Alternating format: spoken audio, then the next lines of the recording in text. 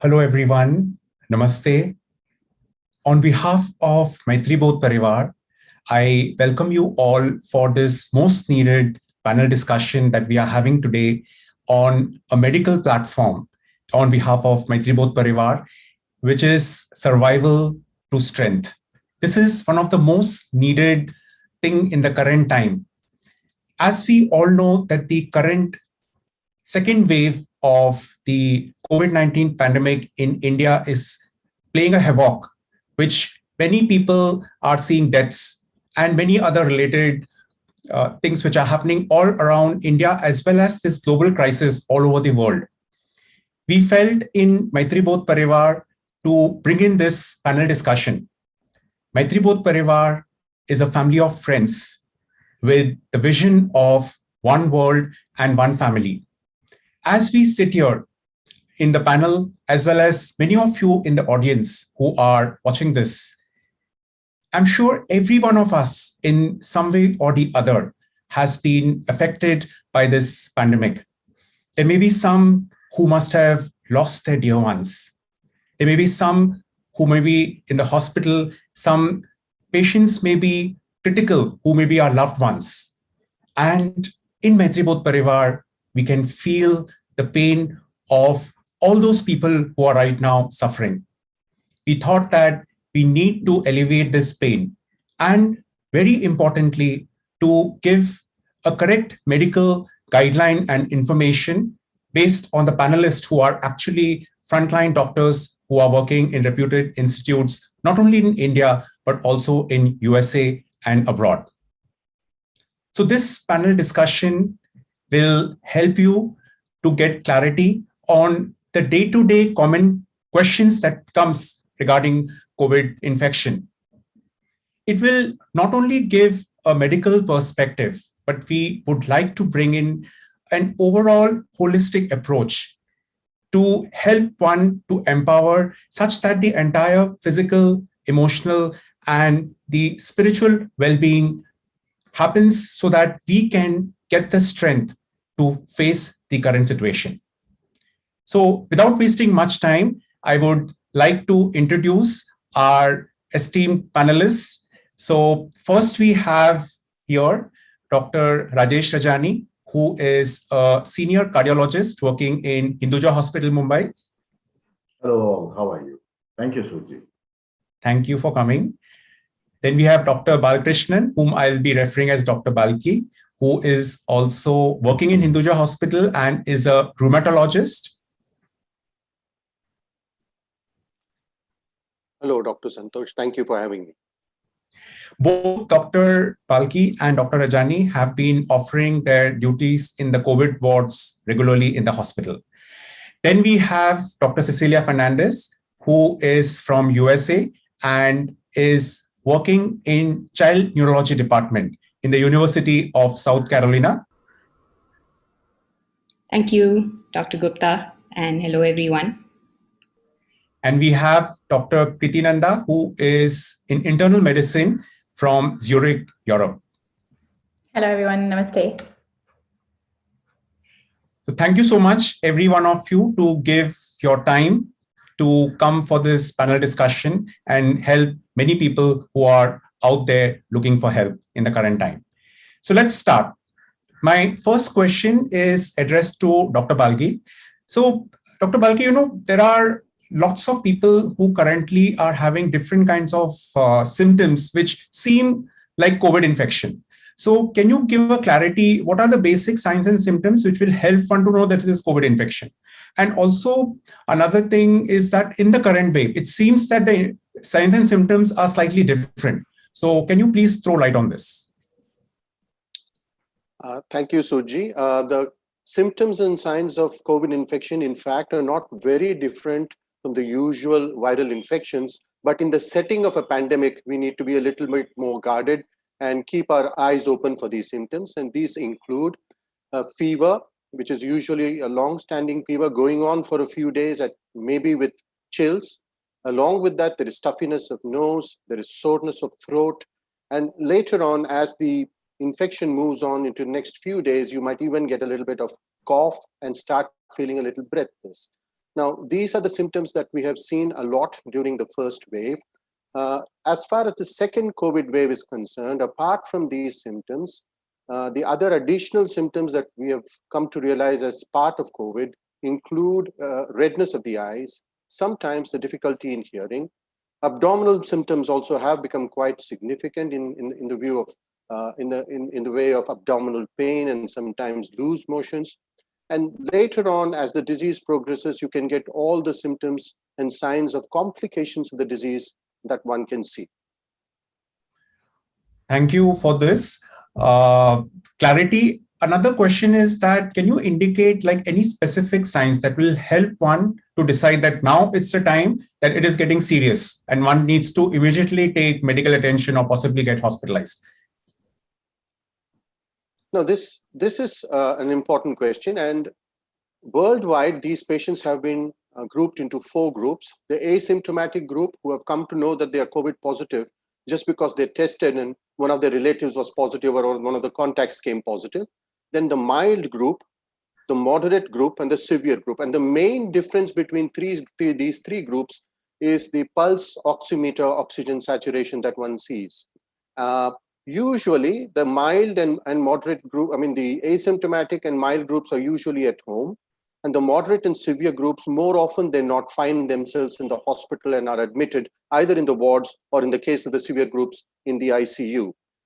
The features that one looks for is a dropping oxygen saturation below 94 on room air, or if the fever is continuous and high grade and going on and not showing signs of abating in spite of taking symptomatic treatment, or other complications like if somebody cannot take care of his intake outboard, the IV lines are not there and patient is not taking adequate fluids and his mental faculties are slowly going down. So these are 3 or 4 important things that will make us feel that this patient cannot be at home and may need to be shifted to the hospital for better management. Thank you for that again.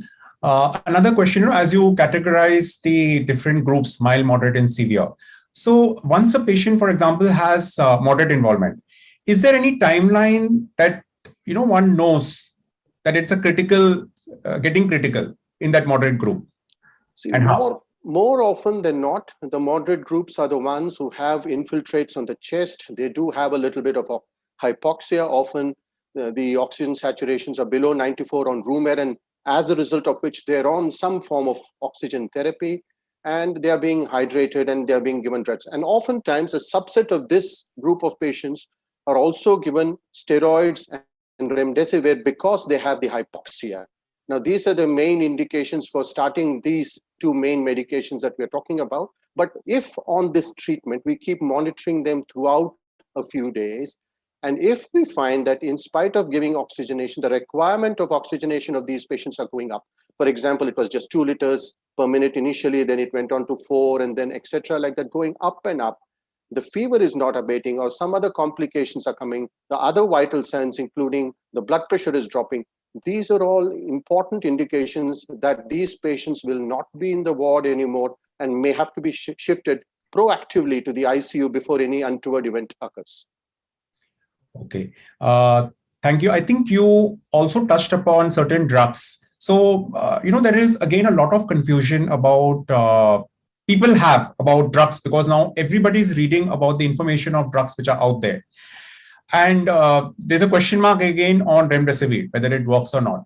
So can you help our audience to understand what are the most important drugs? And if there are, people having confusion, if you can guide on that. Right. By and large, the asymptomatic and mild people usually do not require too many medications. They usually might require something for fever. They have to hydrate themselves well. It's the moderate and severe group that land up taking medications. I know that even the mild and asymptomatic people are giving a concoction of medication these days.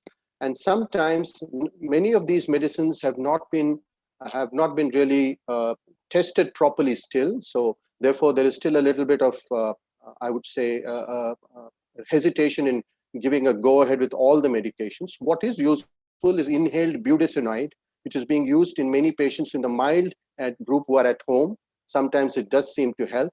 Some people are taking favipiravir, but still there is a little bit of evidence that is needed for that. But in those who are admitted, who have hypoxia and have lesions on the chest, which are giving them that hypoxia, the drugs that are of great importance, one is oxygenation, which is actually a drug and you need to oxygenate them properly. Steroids are being used, and the most important steroid is dexamethasone that is used, but the ICMR has also agreed with other drugs, other steroids that can be used.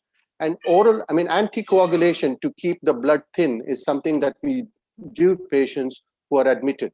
So therefore, these are the three main drugs that are given. Remdesivir is usually used in the early stages when there is viral replication going on, let's say within the first 7 to 9 days.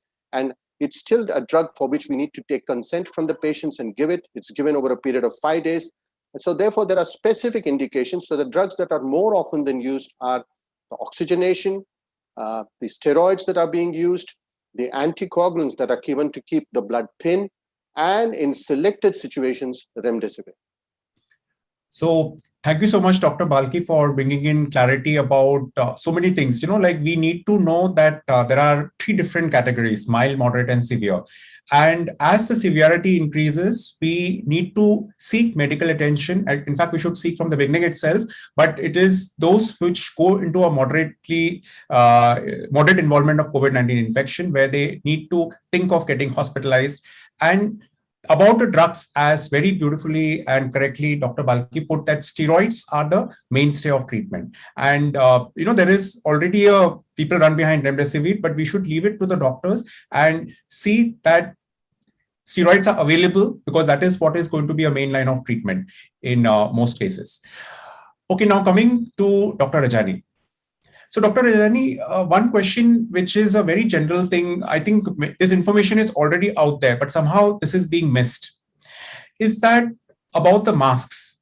We have medically been told what type of mask to be used, but in the general population, there is out there who's using cloth masks. And there are all different kind of styles which have come up now with different colors and labels. So can you elaborate on the mask, which is something so important to spread COVID-19 infection?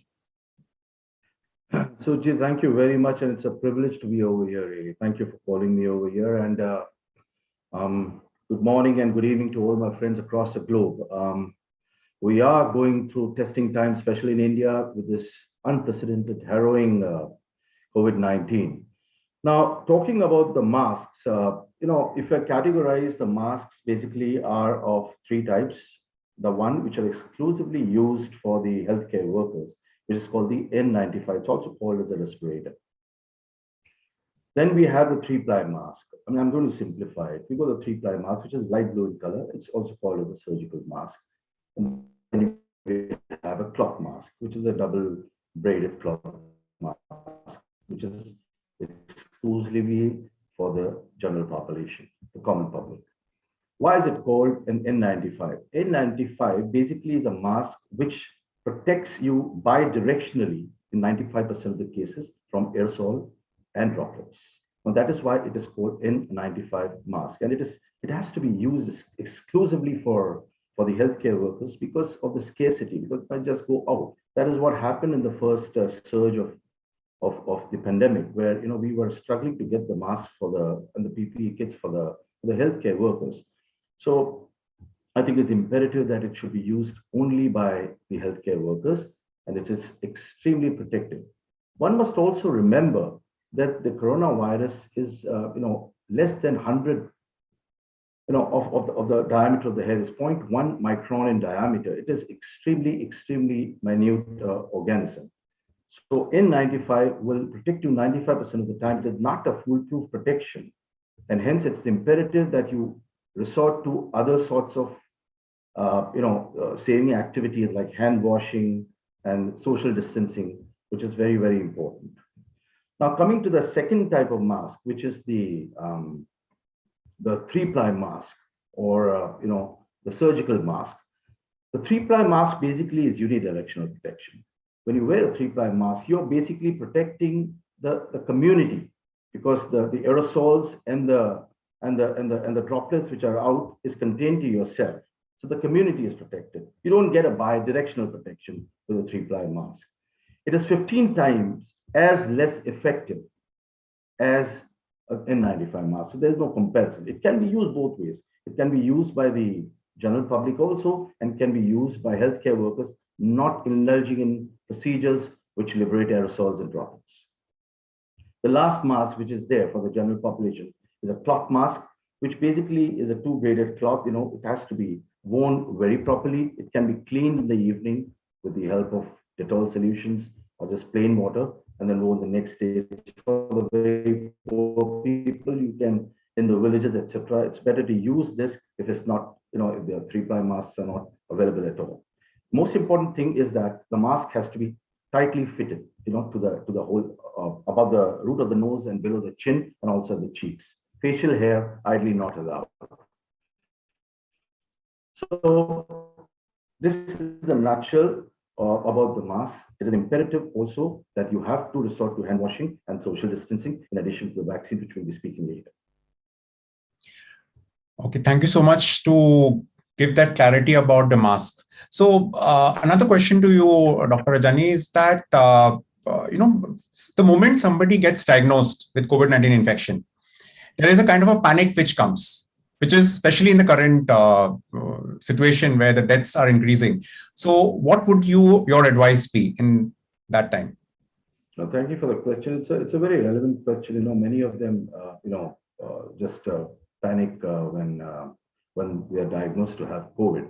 So the first and most important thing which I'm going to tell that individual is that not to panic at all, and tell that individual, particular individual, that when you have or contract COVID, there is a 90% chance that nothing will go wrong with you, and that as high as the figure is. So most of the times you will be asymptomatic.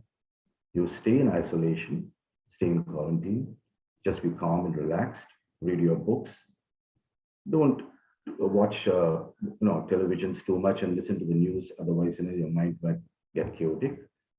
The most important thing that I would tell that particular individual is that monitor your saturation, because pulse oximeter nowadays is very readily available. So just monitor your saturations regularly, maybe twice a day, and see that the saturation is more than 95%. Coupled with the fact, watch for breathlessness. If he becomes very sick, the fever goes high and he's extremely breathless, then just go to the nearest hospital and the protocols then will be applied upon him. Nothing to panic at all. This is the most important thing. Another important aspect which I will discuss with him or tell him is that, if you're feeling okay, don't indulge in unnecessary investigations, because the investigations are bound to be abnormal if you contract COVID. It doesn't mean that, it's just a fight by the body, for the immune response. It doesn't mean much at all as long as you're doing okay. If your body aches, fever, use paracetamol, and that should do the trick for you. As long as you're asymptomatic, please don't take any medicines. Let the immune response take over the body and fight for you. This is exactly what I'm going to tell the particular individual, not to panic. Yes. Thank you so much. And this is something which is very important message for all those who are watching this panel discussion, is that one need not have fear and panic. As Dr. Rajani said, the moment you fear, there is a fear and panic, our immunity automatically goes down. And there have been scientific studies enough which are validating this, that with stress, anxiety, panic, our immunity goes down and we are prone to more other complications. So one needs to have that inner strength. One needs to know, one very important thing is more than 90% of the time, nothing happens. In fact, the figures are larger where nothing will happen. So one needs to just have that inner strength. Help will come, guidance will come if our mind is calm and we are, open-minded to go and ask for help. So another question to Dr. Rajan, you are dealing with critical care, being a cardiologist. So what advice do you give, when a patient is in critical care, and I'm sure that there may be our friends in the audience who are watching this, whose loved ones may be in the ICU. So to relatives, what advice would you give in COVID infection? Yeah, again, a very relevant question. A patient may get sick, when he's admitted as a moderate case, where he is in the wards, basically on oxygen, which is, around 4 liters, 2 to 4 liters. He might be admitted for that reason, or a critical patient may directly be admitted from the emergency services to the ICU. So the patient turning bad and then shifted from the ward to the ICU, or the patient directly from the casualty being shifted to the ICU. In both scenarios, whatever the reason is, whether it's to do with oxygenation or whether additional diseases are there imposed upon him in addition to COVID. Now, first and foremost, the patient is conscious and is able to hear. I will tell the patient that again, there is no chance of a panic reaction to take place. I mean, you should be calm and steady. Most of the times you will recover completely, go to the wards and then be discharged from the wards. So there's nothing to worry about at all. The doctors are extremely competent, 24-hour services in the form of nurses, doctors, sanitary workers, all given to you. The third most important thing is that there is a video conferencing going on with your near and dear ones who are waiting outside for you, and your condition is basically being told to them on day-to-day basis, maybe twice a day, maybe once a day. These are the important facets which I'm going to tell. Is also to tell the patient that the standard care has been given to him in the form of oxygen, in the form of drugs, which probably will make him absolutely okay. We take each day as it comes. That's a very important thing which we need to tell the patient. There's no point in unduly telling patients, the complications and the chances of going on to the hospital. These are not things to be told. As far as the loved ones are concerned, the near and dear ones who are actually waiting, it is very difficult for a doctor to really make out, in which frame of mind, or receptivity the relatives are in. There are many relatives who will be in complete receptive mode, mature with a stoic, non-chaotic mind. There'll be other relatives, other types of relatives who probably will be not in the frame of receptivity, panic-stricken with chaotic mind. So for us to decipher that, it is extremely difficult. But having said that, the relative should be basically, told or, said to that, that this is going on in thousands of people. This is not the only patient who is in the same boat. There are thousands and thousands of patients who are facing this problem. So we got to deal with it.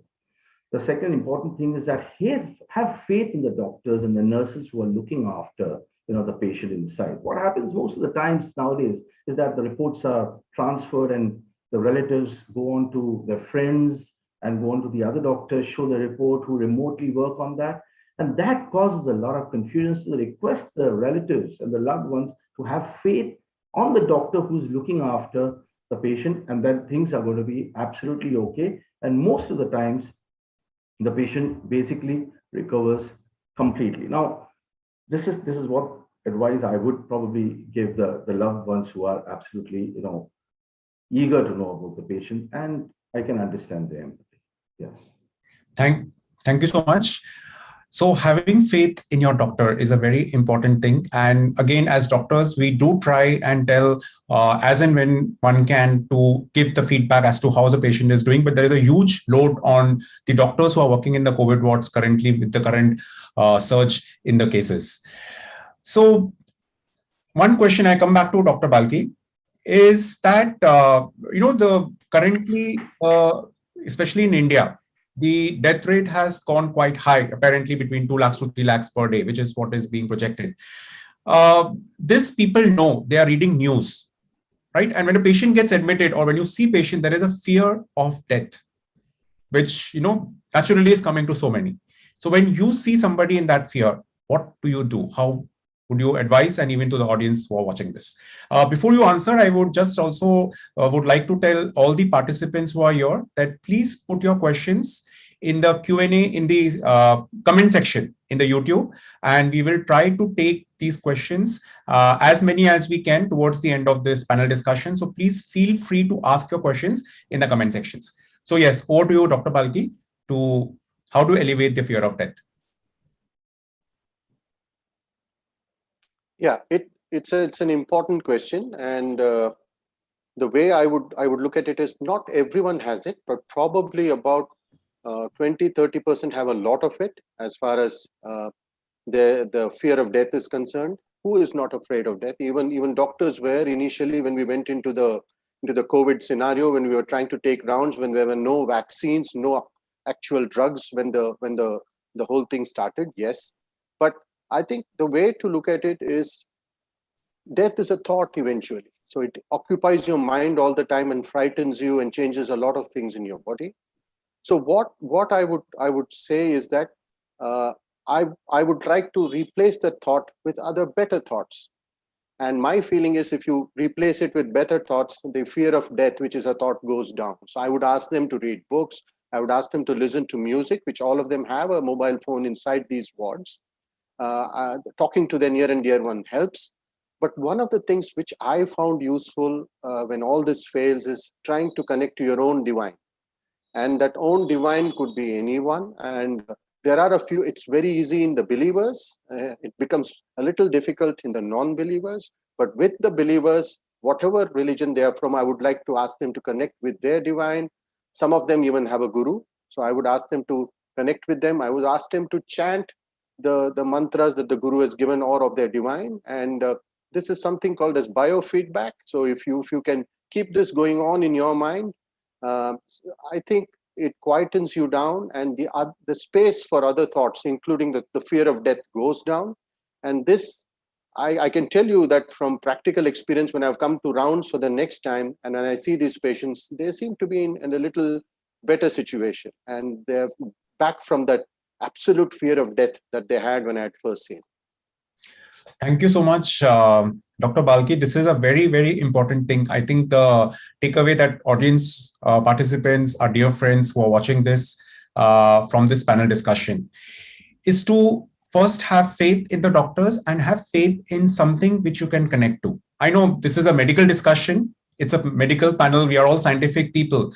But at the end of the day, we all realize that there is some source. There is some higher power, which is the source, which is taking care of all of us. And especially in the current time when the fear is, to the peak, to have that faith and surrender to that higher power is what is needed. And it really works wonders. Again, this has been scientifically studied with different articles writing the results. And Dr. Balki, as you know, beautifully mentions a biofeedback mechanism, which really helps, because if one loses the inner strength during this period, we all know that even if the best of the drugs are given, especially in patients who have moderate to severe disease, they don't work well. So it is important to have that surrender, that connection to some higher power, whoever you can believe in. So moving from here, I would like to come to Dr. Kriti. You have been working in Europe and you have seen a different scenario there, with so many things happen there earlier. And there has been a huge burden on the mental health of people, and especially after the actual wave goes down, which is currently in India right now, the way the people are going, experiencing the fear, panic, so it leads to a huge mental burden. So what is your experience and what would you advise regarding this? Yes, thank you for bringing this very important topic up of mental health.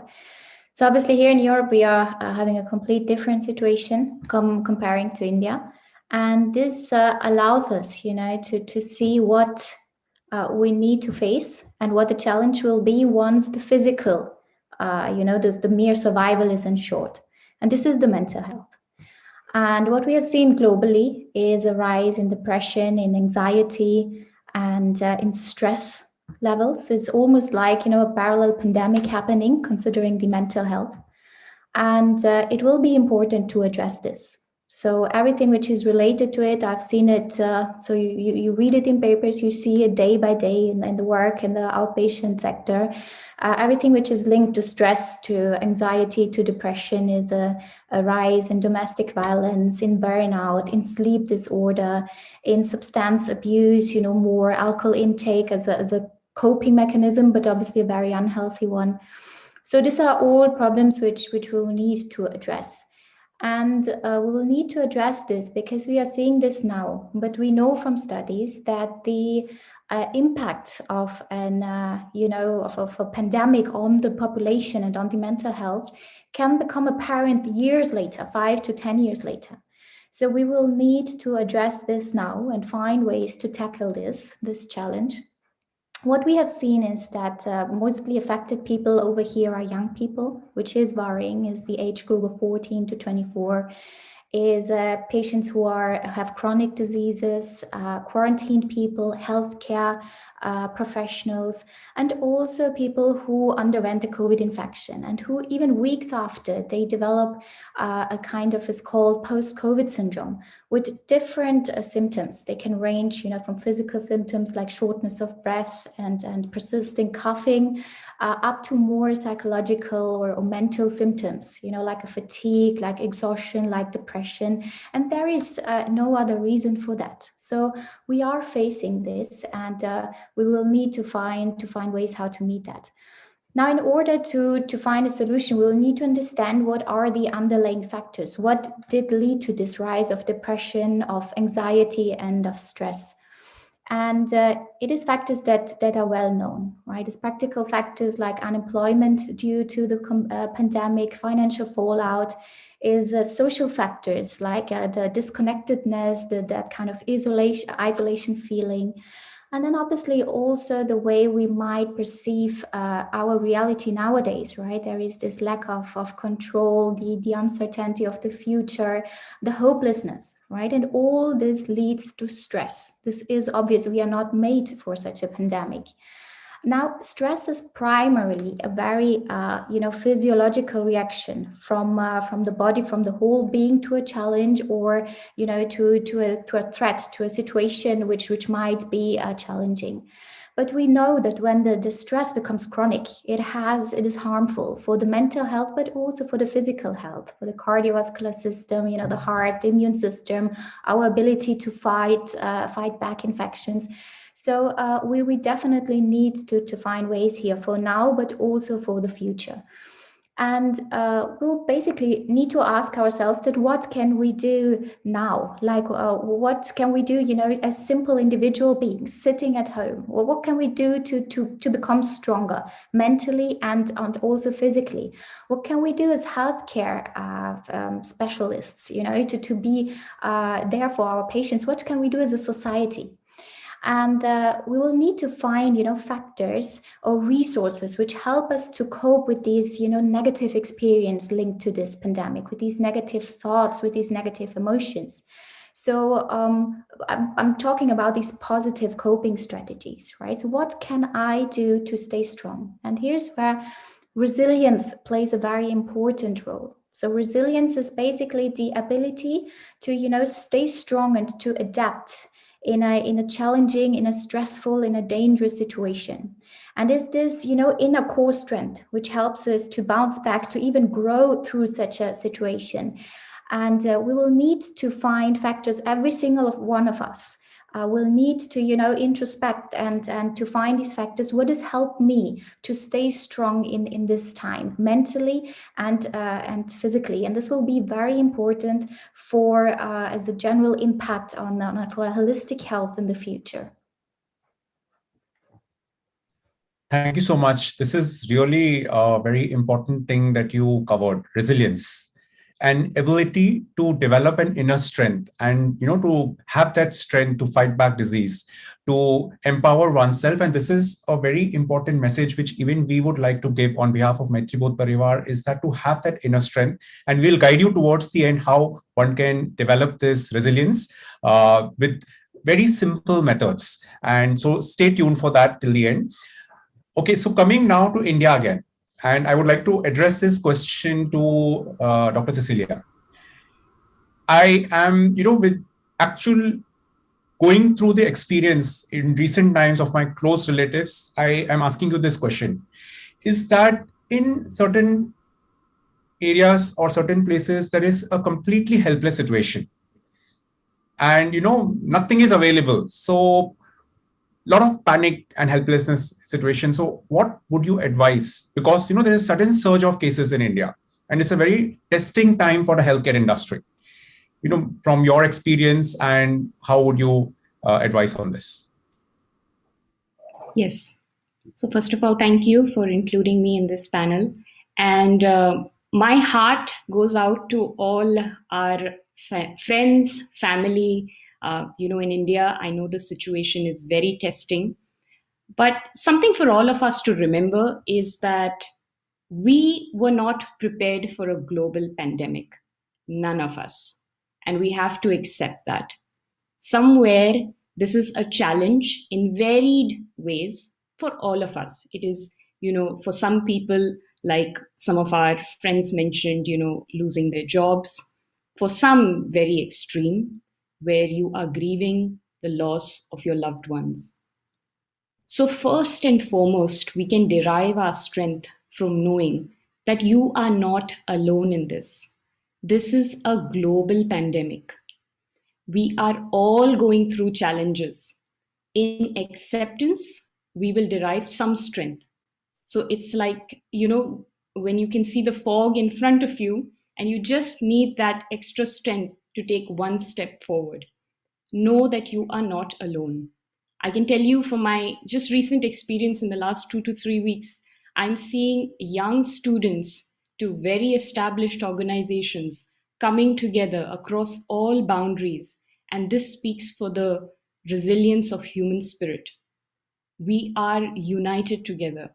We are all coming together to help each other. This started all the way last year, with the medical community.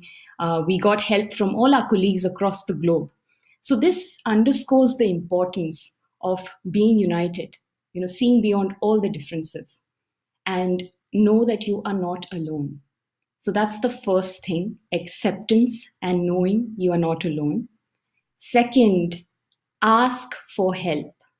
So wherever you are, we think first to ask for help for resources. And of course, as we know, globally, the technology has taken over and there's resources available for different people. There's ways to find it out.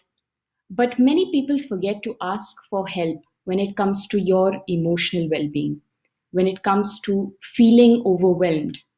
You're caught in that storm, I would say. So at that point, ask for help. Ask for help from your friends, family. You can even write it in the chat box today if you're feeling overwhelmed. There is help available. There are people who are feeling maybe slightly more positive, so they'll be able to give you that strength in that moment. They'll be able to pray with you. They'll be able to listen to you completely, and you'll be able to express yourself. So ask for that help. And finally, I think all of us have touched upon it, that we know in medicine, we have our limitations. Science cannot fix everything.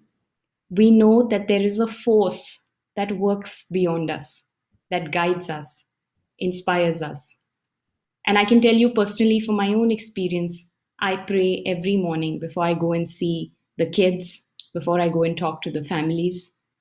Prayer has given me that strength to be able to lend this positivity to others. So I would encourage you, wherever you are today, pray from your heart. Let it be a pure expression from your heart. So 3 major steps, 3 things for those who are really struggling, and I feel for you, is acceptance of this challenge, because you are not alone. Everyone is facing a challenge. Second, ask for help. And third, pray if you can. So these are my 3 pointers, Suji. Yeah, thank you so much, Dr. Cecilia, for bringing this important points. The 3 steps. In fact, I can vouch for these because I can share in a quickly that just a week back, where I was in a similar situation where my very close relative in Delhi was needing hospital admission, which did not happen. 2 nights they searched all the hospital, it did not happen. Then the situation came because whatever contacts I had, I could manage home help. And then she required oxygen, which they could get 1 cylinder. And it so happened that on one night, 3 other members from the family who are all COVID positive, but they were in mild cases, mild to moderate cases, they stood in queues full night looking for oxygen, and they did not get. And I had not slept that night. And that is a time where all these 3 steps, I followed. First, to accept, to be calm, because my relatives were completely going panic, because if the oxygen wouldn't have reached her in the morning, we do not know what would have happened. And in that moment, I prayed. And I told everyone to pray, and we fortunately got a solution out, and she's fine and recovering. So this is something very, very important for all of us, because currently we all can feel the need for so many resources which are not available in many places in India. And please try to develop that calmness, accepting, ask for help, and pray. This is something which will help everyone in the current time. So, Cecilia ji, coming back to you, you mainly deal with children. And what is your experience, about giving advice, first of all, about COVID infection in children? And is there any psychological issues that they face? And what would your advice be about it? Yes.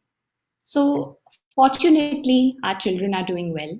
So, in all our population studies that we have seen so far, with the largest one actually looking at over 7,000 children, literally less than 0.1% get very, very sick with, severe complications.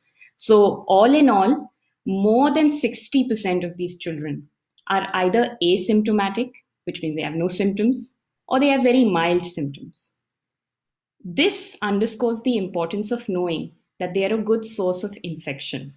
So be careful when your child tests positive. They will do pretty good, but keep them away from, people who might be immunocompromised at home, who might be older individuals like their grandparents, or even their parents who might have, other comorbidities. So take those necessary precautions because your children will do just fine.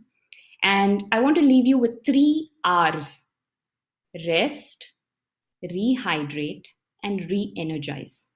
So rest means, of course, they have to get their good night's rest, about 9 to 10 hours of sleep, a balanced diet, whatever, the Indian diet might be that you follow, or across the globe, whatever diet you follow, let it be home cooked food.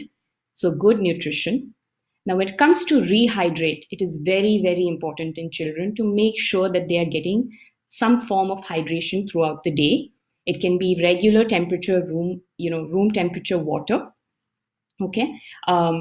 Children have a usually lower reserve of fluid in their body, so they can get dehydrated very easily. So that's why we particularly take that into account. And when we come to re-energize, this is usually after they are done with their acute phase of illness. Bear in mind that these are children. They have a lot of energy. So you want to make them, do some form of physical exercise at home. So what I speak to all my patients and recommend is, I know you're in closed, confined spaces, but one can do jumping jacks. For older children, you can do skipping at home. You can do yoga body stretches for children. And what is very, very important, many older children are going through a lot of crisis because they are, in their teenage years where we are already struggling with identity crisis. And on top of that, you have now thrown in a pandemic crisis. So they struggle to, find a balance. So it's very important for you to keep a schedule that the children follow from morning to night. A lot of kids are using computer screens, virtual learning. So set a schedule where they are able to come together as a family, have a family meal together. You may pray as a family together. So find ways to be able to bring them out of that. But they do need time to socialize with their friends. So please don't dissuade them from that. Everything has to be in a balance. So maintain that balance and make sure to keep physical exercise as a part of it. So these are the 3 R's: rest, rehydrate, and re-energize. And most of your kids will be absolutely fine. So the last R is for the family: relax. Okay, so that would be my few pointers. Thank you so much, Dr. Cecilia, for this feedback. And continuing with the same stream of thoughts and the questions, to Dr. Balki, actually, we are running out of time. So in brief, if Dr. Balki, you can mention that how can one practically prepare oneself to boost one's immunity in general for, current COVID pandemic, for people who are otherwise normal? Best way to do that is to keep your body and mind healthy. For the body, a good, reasonable diet is required. And I do know that during the first pandemic, there was a big problem with diet, with many of our workers who are shifting from one place to the other. Thankfully, in the second pandemic, it's not so acute. But I do also know that quite a few government agencies and others were giving diet to these people, diet and hydration being important for the body. And keep your mental well-being as much as possible in a quiet, calm space. These are the two important things as far as the immune system is concerned. But two more simple things which are important is be well educated about what this disease is doing, and be well educated from proper sources, because there's a lot of misinformation coming in WhatsApp and social media. And there are people from reputed institutes coming out and giving press releases and talking in the media. Listen to them. And also, I would probably also say that follow all the guidelines given by your governments, because they are trying to keep you well. So they might look a little bit Puritan, tough, but I think we need to go ahead with that. Thank you so much. I think this really helps that to follow government guidelines, because they are aware of what is happening, though we tend to neglect that many times. And a very important thing which Dr. Balki brought up is to get information from the right sources. We tend to follow on WhatsApp with many people just giving any kind of a message. We should know that who is giving that message, should to follow the right message, and right people from right institute is very important. I come back to Dr. Kriti. You spoke about resilience, about it is an important factor for one's mental well-being. Are there any other factors you think to help in resilience? Yes, there are factors who build up resilience, and this is well studied. And this is what I also see, my experience point of view in my day-to-day work with the patients. So one very important one is what Dr. Cecilia already mentioned, is the emotional support of family and friends. This is one very, very factor which strengthens resilience, is that kind of which gives security, the connectedness, that social network. So whenever you need help, seek that help, and the family, the friends, we should be there for all our loved ones. A second one is, as Dr. Balkaji already mentioned, regular physical activity, which reduces the stress, a healthy diet, a good sound sleep. So this is more for the physical part, which plays an important role in resilience as well. Another very interesting factor, more from the psychological point of view, is what builds up resilience and what strengthens resilience is the feeling of making a positive impact, of contributing. Basically, is a kind of aspect of altruism, of basically making a difference. And this is a very beautiful aspect in the current time, because it almost seems, that when we give, that actually we receive something back in the form of an inner strength. So especially nowadays, where there is everywhere help needed, just let's help others. Let's, lend a helping hand. It will help the others, and it will strengthen us from within. Also, what Cecilia mentioned, acceptance, compassion, trust, forgiveness. This is all very important factors, especially nowadays. We do need, to stay connected, to bond together. Any thought or any action, which will cause, separation or disruption, it won't help. It won't help anyone now. So we need to stay together. Only together we can be strong as one. So this is a very, very important factor which strengthens resilience. And then also, positive thinking and gratitude, which obviously I realize this might be very difficult in India in the actual time, but it's sometimes a small steps, small things that we can do.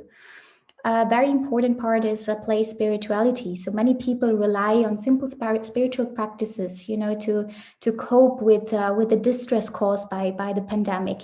So simple meditational practices, breath watch, deep breathing, visualization, yoga, meditation, and as was mentioned, prayer is a very beautiful part that aspect which I've seen with my patients as well. Many do pray and get a lot of strength from that. And last but not least was what Cecilia mentioned as well, is the ask for help, right? So express yourself, do communicate. There are people there who can help. So it's very, very important to take care of yourself. And once, the survival is ensured and the physical health, this will play, the mental health will play a very, very important role in the future. Okay. Thank you so much for giving that advice. And just to, add more to this, very important thing, like I would like to categorize or divide the current people into two. One who are actually otherwise fine, not actually suffering from a severe disease of COVID-19, but somehow they are undergoing a mental health issue, feeling lonely, feeling depressed, and many other things, as was discussed. So in MaitriBodh Parivaar, we have an offering called as I Listen You, which you can avail, because you need to express, and expression is very, very important. Otherwise, it leads to many other problems. And also the other population who are actually completely helpless, either they're actually in severe disease themselves, or we know of certain people who are actually in ICU in very critical stage, and we just don't know what can be done apart from other things that we discussed, the best medical treatment which they are getting and whatever that is available. So for them, we have a very powerful energy process, which is called as Maitri Light. It's a prayer come healing process. And basically you can just avail this, try and look into our website, and it will really help you. Moving forward from here, as we don't have much time, I think this would be the last question from my side, then we can open discussion, is to Dr. Balki, and then I open this to all the other panelists also, is that, currently the healthcare industry is really in stretch. There's a huge burden on doctors, which some people realize and some are not realizing. That, eventually they need to be in a good state to actually take care. I personally know of people who have undergone psychological disorders. I know somebody who has actually in a nearby city in Mumbai has left the hospital because he said he cannot see the deaths, and the way, people shout at him for many, many reasons, and he just quit his job. So what would be your advice on this? So starting with Dr. Balki. Yeah, a good question, Santosh. And I would put all the frontline workers into this group, not only doctors, the nurses, the BMC workers, everybody who is helping. From the viewpoint of the worker who is working, 3 points. Take good care of yourself. It's very important because you're important. Second, nobody can do the work you're doing. So please realize that no one else can do the work you're doing. So you have to realize that. And third, realize that the one you're going to help is under so much stress. So have a little compassion, have a little patience, and you will get through your day very well. So these are 3 simple points for the worker. And as far as the society is concerned, first thing, please remember that they are also human beings. That's very, very important. Have a little compassion for them. Show a little compassion. A little word, a good word here and there from your side to these frontline workers will go a long way for them to do what they're doing even more, because this pandemic is going to take some time, and we need to be strong all through this. Dr. Rajani, do you want to give any advice on this? I think you are muted, Dr. Rajani. Thank you. Sorry, can you hear me now? Yes. Yeah. So this is a very appropriate question. It's very important to realize that there is a 24/7 helpline which is available, for doctors and healthcare workers to relate to.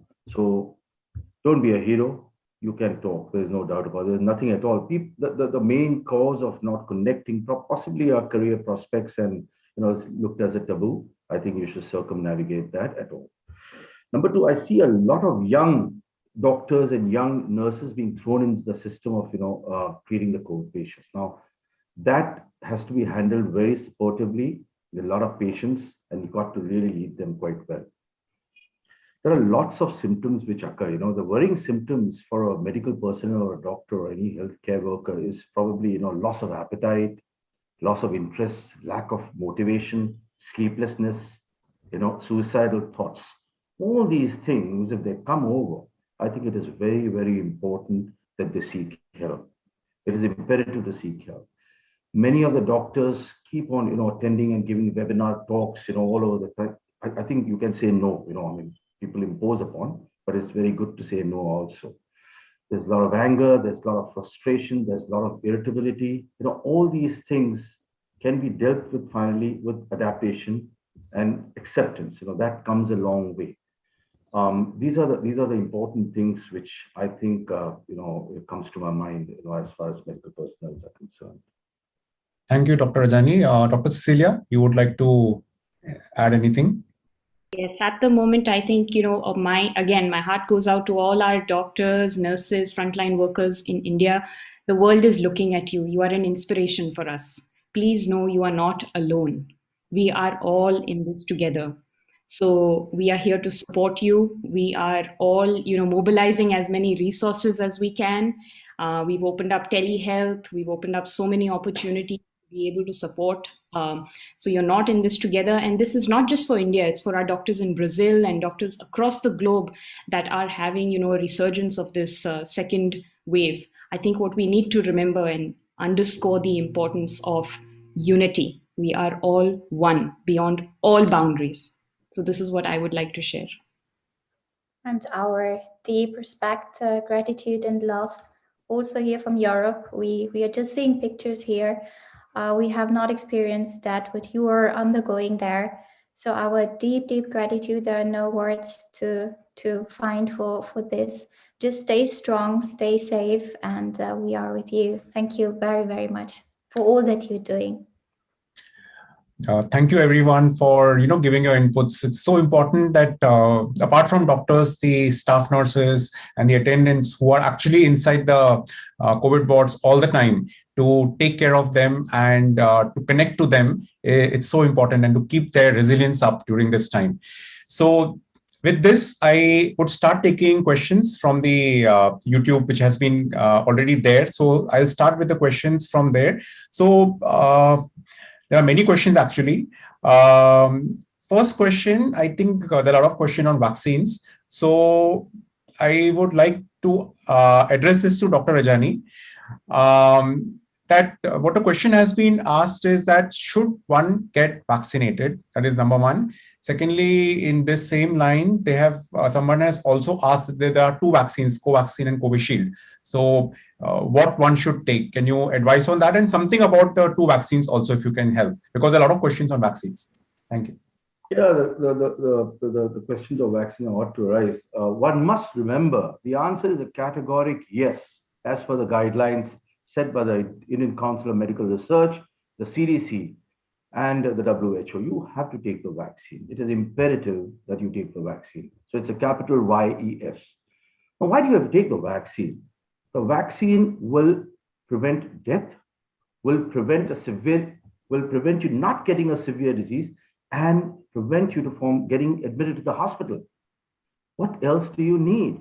I mean, it will not prevent you from having COVID, but it certainly prevent you from dying, and the severity of the disease is curtailed, and you will not be admitted. So the answer is yes, without a doubt, without a flicker of doubt. Number two question is, which vaccine is good? Currently, there are 12 vaccines all over the world. In India, we'll talk about there are two vaccines available. One is the Covishield, that's the Astra-Pfizer collaboration, and the second one is an indigenous one, Bharat Biotech. The Covishield vaccine is the mRNA inactivated vaccine, basically, with extremely good efficacy. It's got an efficacy of around 70 to 80%, which is phenomenal. At this point in time, I should mention that there is no head-to-head comparison between Covishield and Covaxin. Nobody has compared head-to-head which vaccine is better. But certainly the large trials which have been conducted in Covishield to prove its efficacy. It is an inexpensive vaccine, can be scaled up, it can be given to a lot of population. It's a relatively and a very, very safe vaccine. So there is no harm in taking this vaccine at all, and it's perfectly okay. As far as the second vaccine, which is available in India, is concerned, it's indigenously manufactured by Bharat Biotech.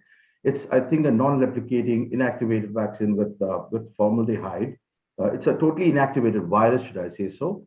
And there are trials which are telling us that it covers the strains also, the mutant strains also. So this is also a very safe vaccine, and it's highly efficacious. Its efficacy is believed to be around 80%. So definitely choose any of the vaccines. Just take whichever vaccine you get first is my answer. What was the last question you said? Asked me, Suji. Yeah, so actually I've already answered, like they want a choice, should I take this or should I take this? So, the whichever vaccine you get is available, just take it. You will be protected with all the three components which I talked about. So it's imperative. Yeah. Also, as you talked about, the mutants or the variants which are called, I would like to ask either you or Dr. Balki, whoever can. So a lot of time now we are seeing that the RT-PCR test is coming negative now. And other parameters, the lab investigation and CT scan are very classical of COVID infection. And rampantly, we are seeing that. So what do you think? Is it because of the variant of the virus or what? Can Dr. Balki first? Can you tell? Yeah.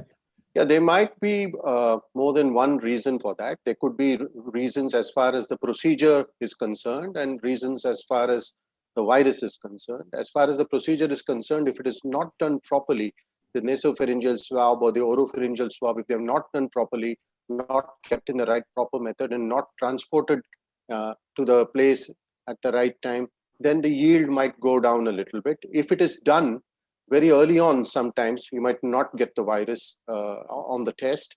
So these are two important things as far as the procedure is concerned. As far as the virus is concerned, by and large, the RT-PCR that is being done in India looks at more than one genetic space in the virus. So therefore, a negative test just because the virus is mutated is unlikely at the moment. But what could be happening is the virus itself may not be having a lot of time to spend in the nasopharyngeal space and might be going into the lung more often. So therefore, you might find that sometimes the nasopharyngeal or the oropharyngeal swabs can come negative. That's a possibility. Yes, people are still working on that hypothesis. Okay. There are other questions on vaccination. I think we'll move because there are many questions coming in. So to Dr. Rajani, like some people have already some comorbidities, diabetes, blood pressure, other ailments. So are any precautions to be taken before vaccination? Well, that's again a very good question. Now, the blanket rule is that I usually tell all my patients is that you can just take vaccine. There's no contraindication for vaccine. The contraindication for vaccine would be if you're having an acute sort of illness at the present moment in time, don't take the vaccine. If you're having COVID, obviously nobody is going to give you, or if you are allergic to one of the components of the vaccine, and then don't take the vaccine. These are the only three contraindications I will tell them. Besides that, if you have any form of comorbidities, the vaccine has to be taken and should be taken as per the guidelines. I mean, as far as the allergic reaction or contraindication from allergic reaction, which could happen is to PEG, that's the ethyl glutaraldehyde polyethyl, which is one of the adjuvants of the vaccine. You could have a reaction to that, but it's very, very rare. So my answer in a blanket form would be, yeah, go ahead with comorbidities, no problems. All vaccine is safe, in fact, will protect you. Okay. Just quickly, if you can also address one more question on vaccination only. So after having first round of vaccination, does it give enough immunity? Because, in India, like the lots of vaccines are not coming again. So people are waiting for the second lot, and it will become more and more now that people are awakened to take vaccine. So only one vaccine, first round has been taken. Does it help enough?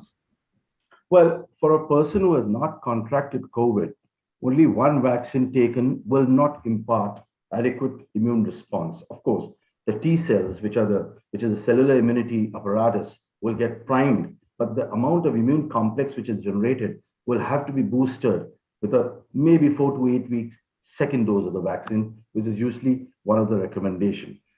Maybe if a patient has contracted COVID and he's taken first round of vaccine, his immune apparatus might, build up, and maybe one vaccine might be enough. Although the recommendations are he also or she also has to take 2 vaccines at a 4 to 8 weeks interval. Yeah, thank you. So there is some amount of immunity, but it is not enough. One needs to take a second booster. And I think another question which you already answered was asked is that should one take vaccination after COVID infection? So you already answered that one needs to take. 3 months later, ideally. Yeah, 3 months later. After recovery. Yes, thank you. Over to Dr. Cecilia. So, there is also some question asked that in pregnancy about vaccination. Can you throw any light on this? Yes. So again, reiterating what Dr. Rajani said, the answer is yes. Pregnancy and lactation, it has been, they were part of the population where the testing was done. But a word of caution, please discuss this with your obstetrician and gynecologist because you are in a prothrombotic state or you have a higher likelihood of coagulation, or rather, in a more simpler terms, you can make clots more easily when you are pregnant. And some of the vaccines are also known to be prothrombotic. So it's just the likelihood of that happening, I just want to bring this number forward, is less than 0.001 with a vaccine. So don't let this dissuade you, but do have a communication with your OBGYN so that they can monitor you closely. So lactating mothers, absolutely safe. Pregnant women, please have a discussion with your obstetrician and then take the vaccine. And this discussion doesn't have to be an in-person. This can happen on the phone or, a video visit. But I would strongly recommend it. Yeah, okay. Thank you so much for this. So one question I opened it to all the panelists, whoever wants can answer this, is that somebody who has recovered from COVID-19, what are the chances of relapse or getting an infection again? Well, as far as I'll take that question. If you have recovered from COVID, there is the data from the world. The CDC and the WHO says it's 1%, but ICMR says it's 5%, which is quite a high number. 5% chance of the patient contracting COVID again once he's had COVID. So that's the answer I give. Okay. Anybody wants to add anything to this? Yeah, I mean, the reason for that being that there are mutants that are being produced in each pandemic, and therefore you're not totally immune to getting the infection again. So that's the reason you will still have to manage with your COVID appropriate behavior even after you've gotten it. Yeah. Or for that matter, after the vaccine. Yeah. You can't get your guards down at all. Even if you've taken the vaccine or contracted, guards are always there. You cannot get your guards down at all. This is an important message which personally I wish to give. Yes. Yeah. So very important message for everybody, as our panelists are saying, that even after vaccination, you cannot let your guards down. You need to wear a mask and take all the precautions.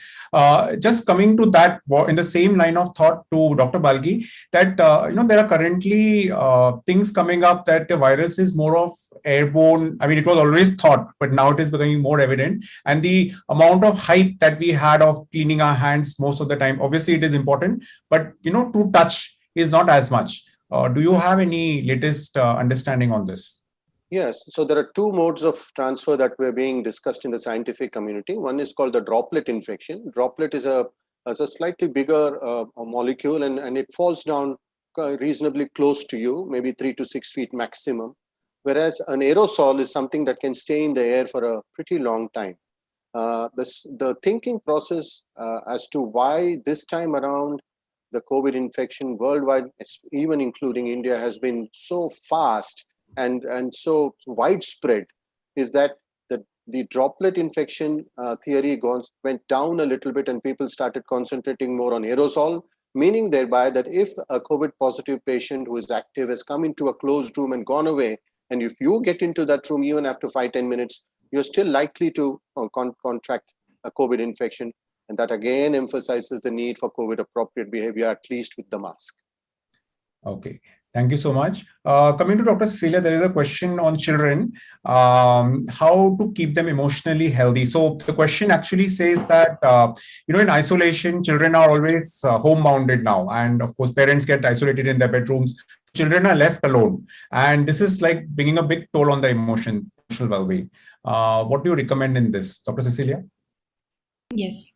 So firstly, I want to tell the parents, your children are going to model your behavior. So first, make sure that you are feeling emotionally stable.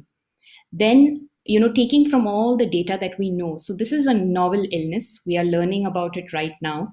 The emotional impact that it's going to have on our children, we really don't know. They might turn out to be the most resilient generation in the future. But what we know from, the bubonic plague and the Spanish flu, what we've learned is 3 big things. One, having a good diet has helped those, when they were children and now become adults, they were part of that Spanish flu. What helped them was having a balanced diet. Second, having some form of a physical exercise, just like I mentioned. And the third, which is across all studies and systematic reviews, is positive environment. And I cannot highlight this more because this helps all of us, is when you're at home, what is the dialogue you are having with your family members, with, people around? Your children are watching you. What is the theme of your discussion? Is it more positive, more strengthening, more healthy? Do you encourage prayer? Do you encourage your children to, participate as a group in the family? Or is it more negative, more blaming, etc.? So see that theme. Again, it is very advisable for most families, the news channels which you keep on throughout the day. have a certain amount of time. It's important to be updated and be abreasted with, all the updates of the government, the guidelines, but you don't need that news channel to be playing all day. Your children are also being impacted by that. So encourage positive things like, good music, something to strengthen their well-being. This is a challenge for all of you. So parents, don't take it upon yourself that you have to be perfect. Just accept the situation as it is and give your child the best environment you can, with a good diet, with good exercise, and setting up some time, because a lot of children are using virtual learning, which I would say is needed because it is their safe space to be able to communicate with their friends, grow socially.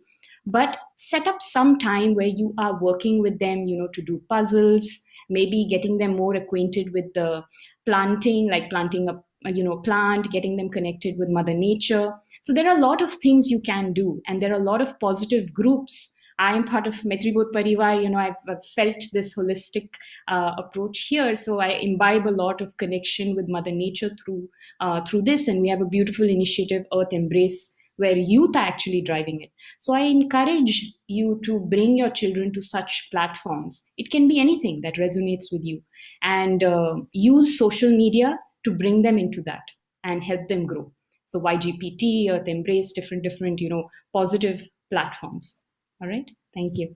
Thank you. That was really enlightening. Just a quick answer on this question, because quite a few people have asked, again, to open to Dr. Balki or Dr. Rajani, is on plasma donation, the effectiveness of plasma donation. I'll take that.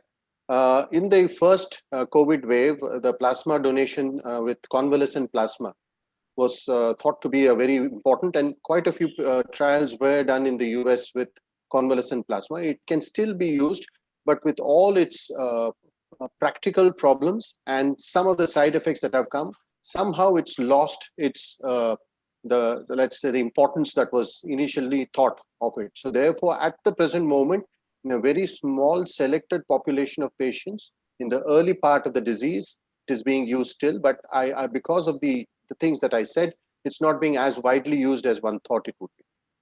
Okay, thank you so much. There are some questions on, again, vaccination when somebody has some illness. But what I would say, already Dr. Rajani has answered. So when you go and take vaccine, they screen. The staff there already will ask you questions. So there will be some help. So there are a lot of questions which I don't think there is a need to answer here, because they will obviously ask you before giving the vaccination. So I think that will take care of that. One question, I think we don't have much time left behind now. I will come to Dr. Kriti. This is regarding mental health. Somebody has asked to elaborate more on tips on mental health, and also if you can give any guideline, like physically some parameters changes. Physically, how would one know that one has recovered together along with the mental health? So if you can throw light on. I didn't understand the second part of the question. Yeah. So how would one know that physically one is fit? Because along with the mental health, both combined together, physical as well as mental. Yes. So obviously both go hand in hand, right? We now see more and more, and there's studies who show the interaction of mental and physical health. So as we said, and as we elaborated on it, is very, very important to keep care of both, right? So for physical health, I would recommend 3 times a week minimum, half an hour, 40 minutes. Now most in the countries, the gyms are closed. So just do it at home, do it with the family, as Dr. Cecilia mentioned, for the bonding aspect as well. Do some yoga together, some skipping ropes, or just, put YouTube on and do some 10 minutes exercise. So this is one part. For the mental health, you will know, right? When you do not feel happy, when you have symptoms, when other people might ask you, are you okay? You seem low, you seem down. When you have the feeling, that things that earlier used to make you happy, they don't mean anything, they don't touch you anymore. In the morning, you don't want to wake up or get out of bed, and you just feel low generally, then just consult a specialist, right? It's always good to, talk openly with your friends, with your family, with the ones you trust, to express yourself As we mentioned, there is a program called I Listen You as well. But also always go seek a specialist and then take the necessary help there. And it's going to be all right afterwards, right? It's, as I said, stress is a normal reaction. We are human beings. Nature is changing every day. We are allowed to change as well. Someday we are a bit more upbeat. The other day we might be a bit low. So it is all normal. You don't need to panic, that now I might be, going mad or anything. So it's all fine. We are allowed to not always feel 100% happy. But it is upon us and our responsibility, to take care of ourselves. And that is what I mentioned with resilience. We can all help each other, acknowledge the other one, appreciate the other one at work. It actually, we don't even know, it might help the other one, not to get a burnout, because that person then finally feels I'm being acknowledged. So it's simple things. Just be aware of your day-to-day action, what you talk, what you say, which words you use, use kind words. And in this way, we can all help each other, fostering each other's well-being. Thank you so much. I think Dr. Kriti mentioned many things, but which are very, very relevant. They're very small things. Like one of the things which she mentioned is using kind words. Especially when, even as doctors, we are working, or even otherwise, anybody, to have kind words for our staff, to just say, ask, how you are feeling. But that itself boost the other person, because we are so busy with our own selves a lot of times. So this is a very important thing that one needs to do. And in general, what we are experiencing right now, the fear, the panic, we are not able to have that strength. So I think that since the time is up and we don't have much, few minutes left behind, what we would like to do now on behalf of MaitriBodh Parivaar, which is something very, very important, is that how can each one of us, all those who are watching this, how can I empower and strengthen myself in the current time? Is there any way which will help me? A simple thing. So we have a very small, simple process that we will do it now. So please do follow the steps very carefully. And we would request that this process one can do for 21 days from now till next 21 days. And this will really help for you to empower yourself, to strengthen yourself. We will try and put this process up on our website, which you can do for the next 21 days. So I would request that if everyone just close their eyes, just follow the steps as we are talking now, as I will guide you. So just follow the steps. Just be peaceful, calm, just sit wherever you are and relax yourself. Okay, you can close your eyes and just be with yourself. So request that everyone close their eyes.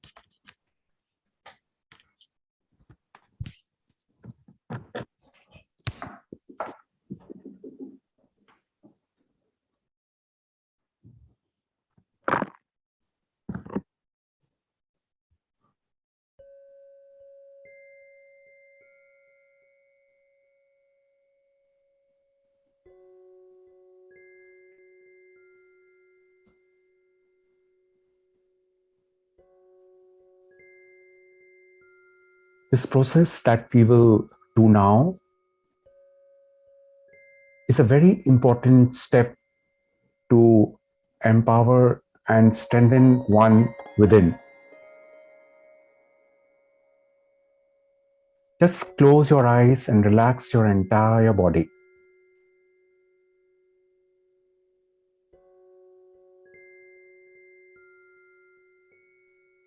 We would like you to connect to your source. It could be any divine form, but if you don't believe in any form, just the universal consciousness, the light, nature, anything which you can easily connect to, be in that experience and watch your breath, just the natural flow of your breath, breathing in and breathing out. Do not control your breath or your thoughts, just flow naturally.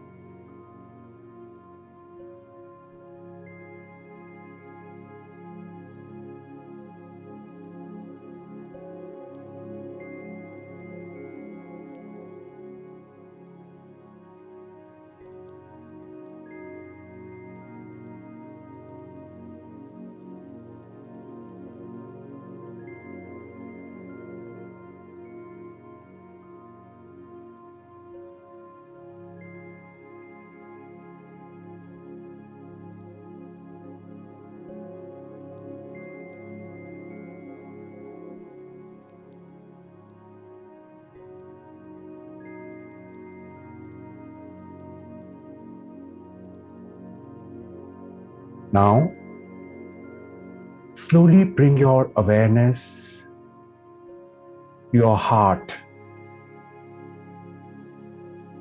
Feel love in your heart. Feel love in your heart. Experience love for yourself, for your loved ones, love for this entire earth. Experience this love in your heart.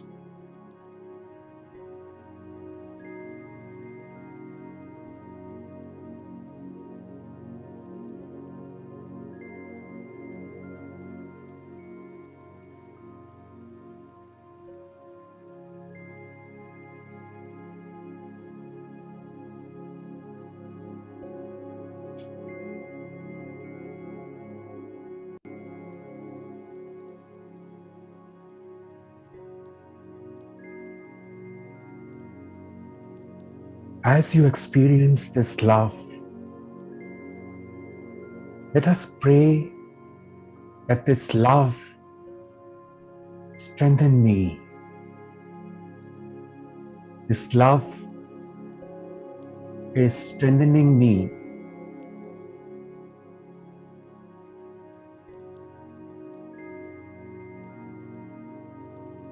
May we receive inner strength and power.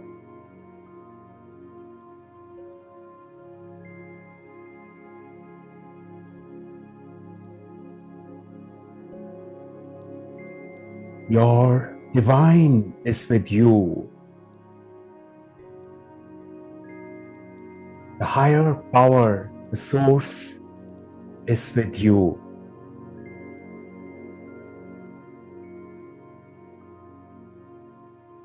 The entire universal energy is with you.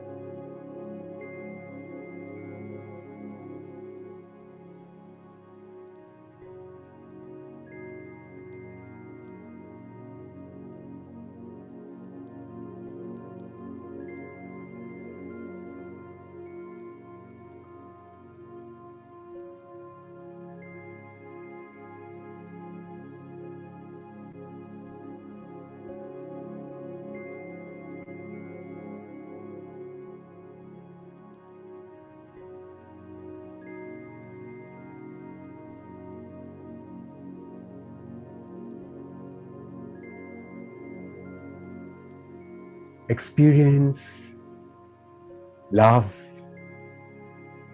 love, love.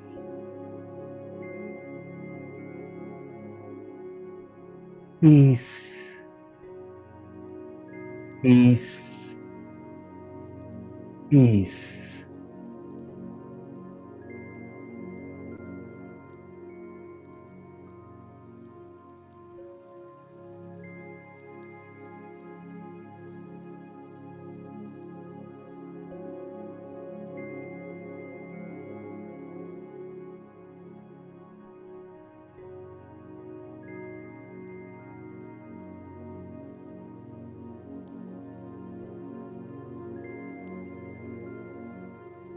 You may offer your heartfelt gratitude to the source that you had invited, and with that gratitude, you can slowly open your eyes.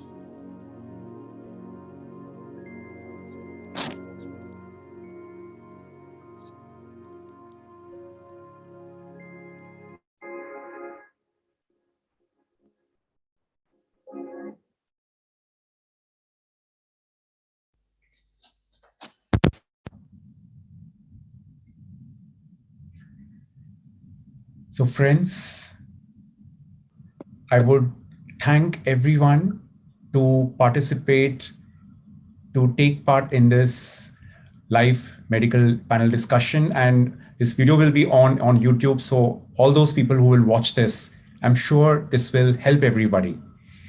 As in MaitriBodh Parivaar, we always believe in giving. We are here for the entire world.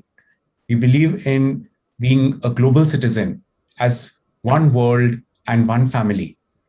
And we are here always to offer help to anyone who needs it. It is very important that we empower and strengthen ourselves in the current time and for the times to come. Maitri Dadashriji, who is our founder visionary, has one very beautiful statement that he said, that when the body is relaxed and the mind calm, you experience the presence of that powerful energy, love, and an incessant flow of bliss.